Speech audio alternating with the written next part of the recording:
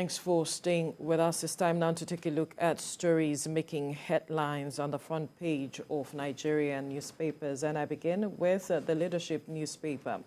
The major story here says PDP crisis deepens, confusion trails Ayu's suspension. And the rider, court bars national chairman, ward executives disown suspension letter. I will get injunction to vacate court order, Ayu vows. The war has just begun. Governor Nyesom Wike, that's the Rivers State governor, reacting there. You find all the details on the front page of the Leadership newspaper. We move now to the First News newspaper. More troubles for Ayu as court bars him from parading himself as PDP national chairman. Wike taunts him, the fight has just started, you ain't seen nothing yet. All right, you find all the details on the front page of the First News newspaper.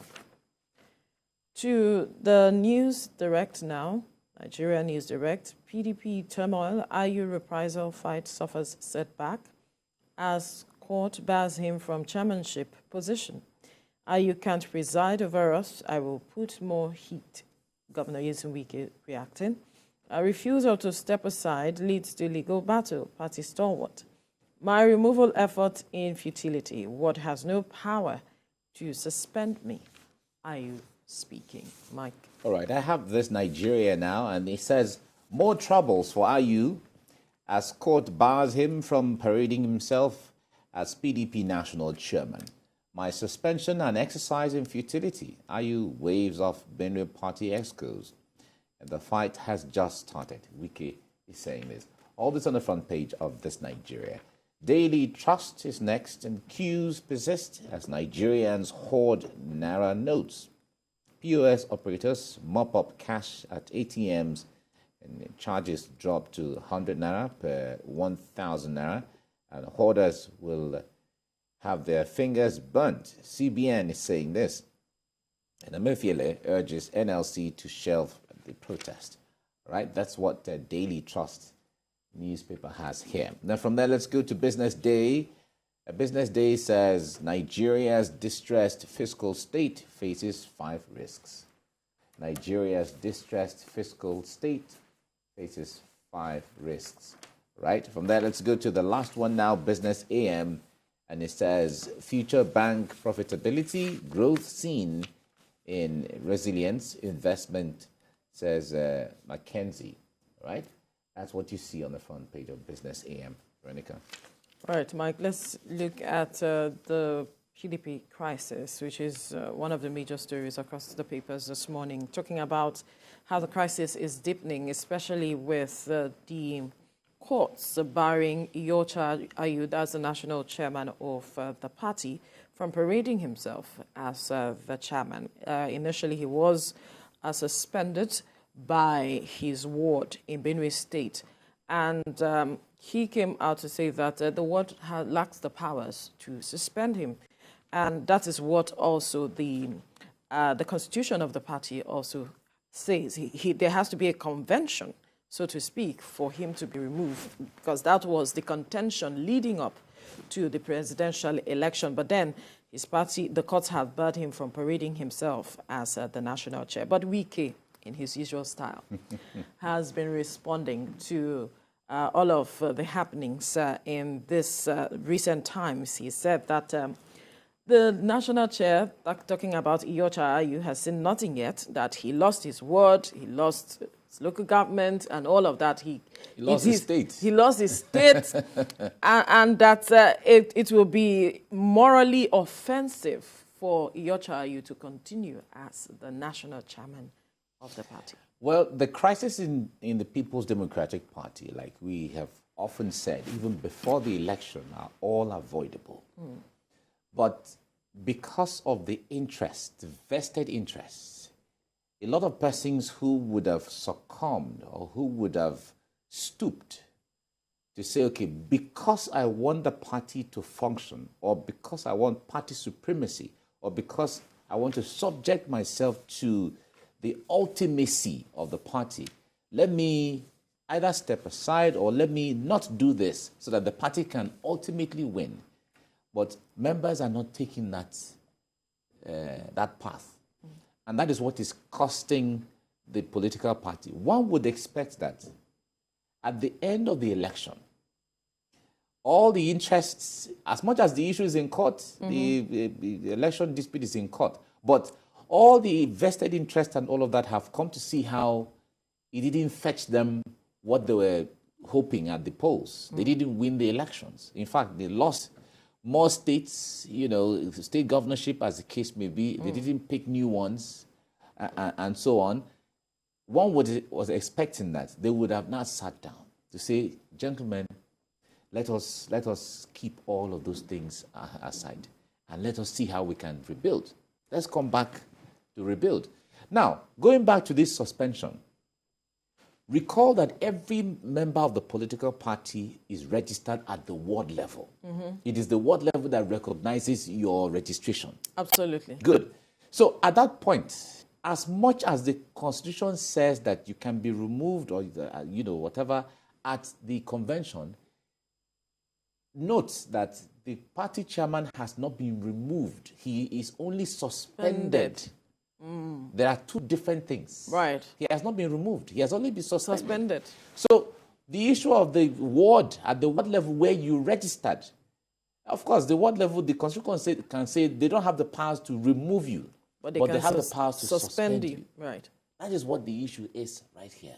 But he's saying they lack the powers. Fine. It is their words against each other. They have done what they feel that they have the powers to do. And they cited the instances, what is warranting this in the first instance. Anti-party activities. They said it's anti-party activities. One of it is that he has not paid his dues as a member of the political party. And if you look at it, like Wike will talk about the moral aspect of it. Yeah. If you are the national leader of the entire organization and you're supposed to live by example and so on, you should have paid your dues. You should have paid your dues. And apart from paying your dues, you should have mobilized people within your network to pay their dues. That is how they contribute to fortify your political party and will make you even succeed as a national chairman. So the point there is that you want to remain at the top, not doing the right thing, but you can instruct others to do the right thing. It doesn't work that way. Number two, he was accused of not voting at the governorship election. They just concluded general election. So if you are the national party, if it is anything to go by, right. Of course, it's still an allegation. We cannot verify that, whatever. But the people at the ward have said he didn't vote. Because they should have seen him there. He didn't mobilize to vote. Because all candidates, all leaders, party leaders, you're supposed to go back to your ward to mobilize the people to vote. They said he didn't vote. He didn't mobilize people to vote. Come and vote. So if you don't do that as the national chairman, so how do you expect that somebody in Lagos, somebody in Maiduguri, somebody in Taraba, somebody in Rivers will mobilize for the party to remain so that you can be at the helm of the affairs of the political party? You are not working hard to. If that is anything to go by. Right. So the point there is, as it is, this troubles, for us, we see it from the perspective of how do we strengthen democracy? It's not about it's not about PDP or APC or Labour Party or what. It's about the democracy of Nigeria. That's what we're saying. What should we do to fortify it? Because it is the political parties, what they do and don't do, that will make our democracy stronger or mar it from being stronger. So all of these things deal a blow in the long run on our democracy. That's why we are concerned about all of this activity.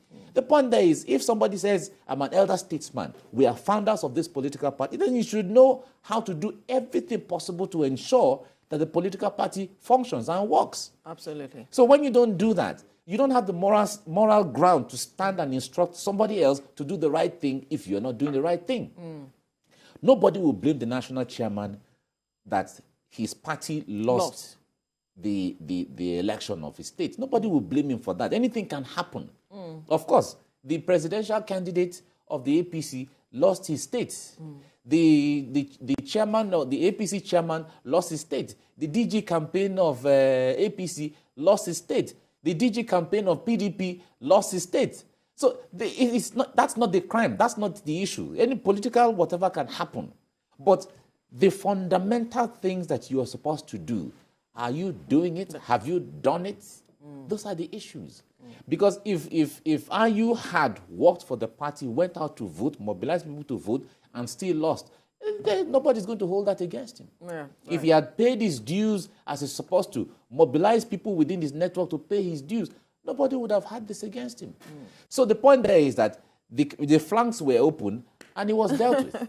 So that's what happens. And you hear the rhetoric from you hear what Governor Wike is saying. Yes. So of course you will give credence to what Governor Wike has been saying all the while. Yeah. Right? And then whatever step they take now to capitalize on what's going on, they succeed. At the end of the day, who laughs last? I'm waiting to see the response or the reaction of the presidential candidate of the party, who has always seemed to support. Well, Iyorchia Ayu. he is going to technically, from the article that I know, he's going to technically not get involved. He's not going to get involved full-fledged. But if he does, fine. It's going to be a new way of doing it. But he's going to technically not get involved. Maybe you get involved from behind the scenes or something, because this is not directly what it doesn't. It has to do with the foundation of membership of the person of Iyorchia Ayu in his own ward. Of course, it's not a national issue.